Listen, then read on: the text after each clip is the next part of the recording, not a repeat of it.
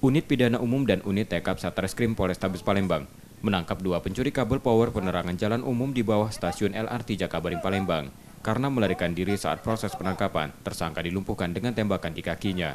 Dua tersangka masing-masing RT dan LO, warga Kecamatan Jakabaring. Menurut polisi, tersangka melakukan pencurian dengan merusak panel penerangan jalan umum dan mengambil kabel power sepanjang 110 meter, yang jika diuangkan kerugian mencapai 40 juta rupiah. Setelah dilakukan pemeriksaan, dua tersangka ternyata dua kali melakukan pencurian yang mengakibatkan padamnya lampu penerangan di stasiun LRT. Yang kabel memang yang diambil itu kabel penerangan LRT di bawah, itu sekitar 210 meter panjangnya. Dari kerugian korban 40 juta, korbannya adalah PT Waskita, sudah melaporkan kepada kami. Kejadian itu di tanggal 12 Agustus 2021. Kejadian baru bulan yang lalu.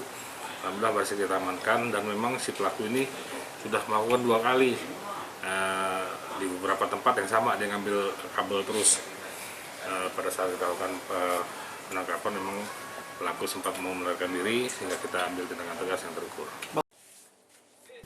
Dua tersangka kini masih ditahan di tahanan Polrestabes Palembang dan diancam hukuman 5 tahun penjara. Yudi Kiswanto, Kompas TV, Palembang, Sumatera Selatan.